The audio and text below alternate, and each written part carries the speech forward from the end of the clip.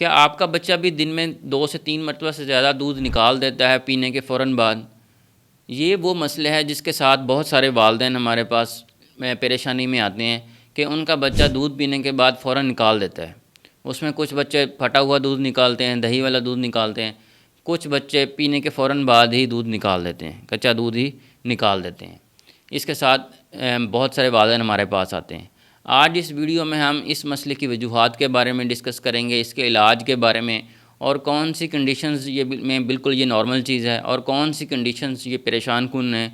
आपको उन कंडीशंस में करीबी डॉक्टर साहब से इलाज की ज़रूरत है। याद रखें, अगर 6 महीने से छोटा बच्चा जो सिर्फ दूध पे है वो दिन में 2 से 3 मरतबा दूध निकाल देता है, चाहे वो फटा हुआ दूध है, चाहे वो पीने के फ़ौरन बाद निकाल देता है, कच्चा दूध निकाल देता है, तो उसमें कोई भी परेशानी की ज़रूरत नहीं है।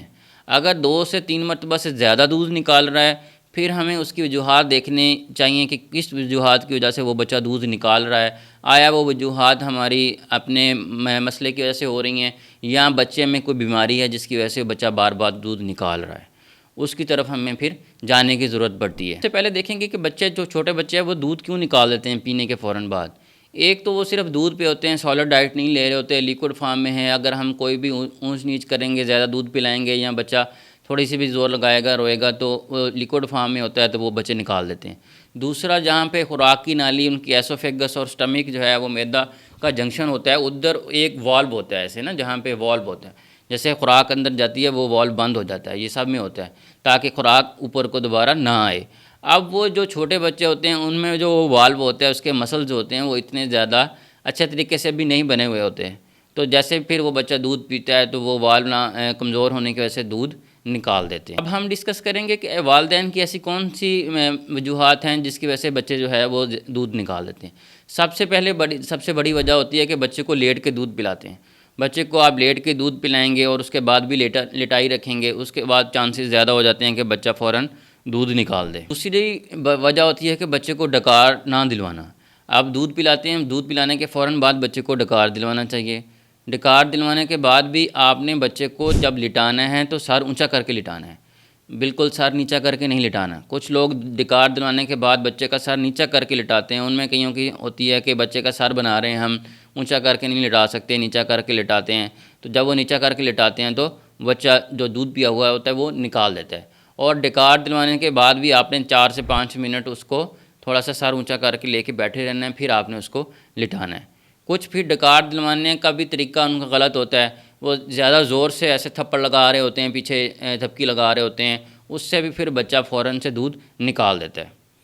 तीसरी जो बड़ी वजह होती है उसमें ये होता है कि बच्चा जो है वो आपने उसको दूध पिला लिया, डकार भी दिलवा लिया, उसके बाद में बच्चा किसी भी वजह से रोना शुरू हो गया, या बच्चे को सुलाने के लिए बच्चे को माँ बाप हिलाना शुरू कर देते हैं। जब उसको तेज़ी से हिलाते हैं तो उस हिलाने के चक्करों में भी बच्चा जो है वो दूध निकाल देता है। इसके बाद सबसे बड़ी वजह होती है कि बच्चे को दूध ज़्यादा पिलाया जाता है। कुछ माँ बाप को वैसे ही होता है कि बच्चा कम दूध पी रहा है, उनका एक वहम होता है, तो वो बच्चे को ज़्यादा दूध पिलाते हैं। या कुछ को लाइल्मी होती है कि उनको समझ नहीं होती कितना बच्चे को दूध पिलाना चाहिए, वो बच्चे को जल्दी दूध पिला देते हैं या ज़्यादा दूध पिला देते हैं कि शायद बच्चे को भूख है। तीसरी वजह होता है कि बच्चा रोना शुरू कर देता है, वो किसी भी वजह से रोता है, बच्चे को कोलिक्स हो रहे हैं, रो रहा है, उसने पीशी पोटी करनी है, यूरिन पास करना है, स्टूल पास करना है, उसकी वजह से वो बच्चा रो रहा है, बच्चे को नींद आ रही है या कोई भी और डिस्टर्बेंस है, बच्चा रोना शुरू हो गया है, तो माँ बाप को शायद लगता है, माँओं को लगता है कि शायद बच्चे को जो भूख लगी हुई है, वो दोबारा बच्चे को दूध पिलाना शुरू कर देते हैं। अब इंसान क्योंकि एक लालची पैदा हुआ है, जैसे उसको दूध पिलाने लगते हैं वो चुप कर जाता है, तो माँओं को कन्फर्म हो जाता है कि बच्चे को शायद भूख ही लगी हुई थी, हालांकि वो किसी और वजह से रो रहा था। जैसे दूध पिलाना शुरू किया, वो उसको दूध को चूसना शुरू कर देता है और चुप कर जाता है। अब इन चक्करों में भी बच्चा ज़्यादा दूध पी लेता है। जब इन चक्करों में बच्चा ज़्यादा दूध पी लेगा तो वो भी फ़ौरन निकाल देगा, उसके बाद फिर एक्स्ट्रा दूध जो होता है वो निकाल देगा। इसलिए हर बच्चे को 1.5 से 2 घंटे के बाद आपने दूध पिलाना है। 1 औंस 2 औंस जितनी उसकी भूख है उस हिसाब से उसको दूध पिलाएं, और उसके बाद मज़ीद दोबारा अगर बच्चा रो भी रहा है तो उसको दूसरी किसी वजूहात की तरफ देखें कि किस वजह से ये रो रहा है। पैम्पर गीला हुआ है, उसको नींद आ रही है, कोलिक्स हो रहे हैं, उसको फ़ौरन से दोबारा दूध पिलाने की ज़रूरत नहीं होती, उसको दोबारा से भूख नहीं लगती। कुछ कंडीशंस में बच्चे को ज़्यादा देर तक बच्चा भूखा रहता है, जैसे कोई माँ काम कर रही थी या माँ जॉब पे जाती हैं, तो ज़्यादा देर तक बच्चा भूखा रहा है, उसने दूध नहीं पिया, तो फिर आप जब उसको दूध पिलाने लगते हैं तो बच्चा तेज़ी से दूध पीता है।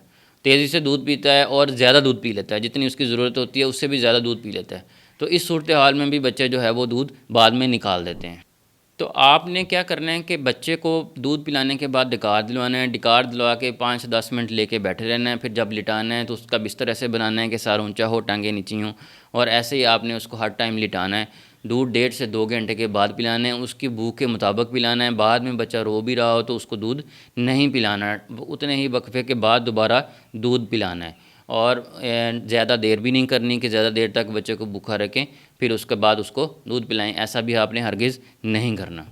अब हम उस तरफ आते हैं कि इन सारी कंडीशंस के बावजूद भी अगर बच्चे को आप दूध पिलाते हैं वो तो वो निकाल देता है। इसमें 2 ऐसी कंडीशंस हैं जो कि सीरियस हो सकती हैं। एक होती है जर्ड कहते हैं, गैस्ट्रोएसोफेजियल रिफ्लक्स डिजीज़ होती है।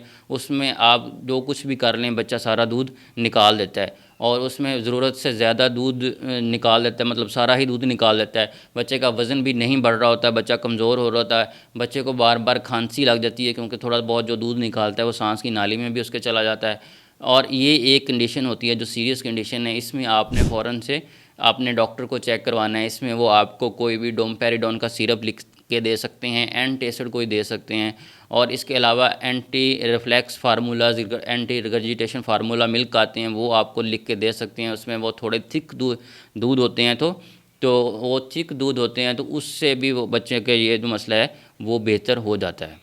फिर दूसरी जो सीरियस कंडीशन होती है उसमें होता है कि वो CAH उसको बोलते हैं, कंजेंटल एड्रिनल हाइपरप्लेजिया। ऐसे मरीज़ जो होते हैं वो भी बार बार उल्टी करते हैं और उनका अगर खून का टेस्ट कराया जाए तो उनमें नमकियात की मिकदार भी ऊपर नीचे हुई हुई होती है और उनकी जो स्किन है वो भी पिगमेंटेशन उसकी हुई हुई होती है।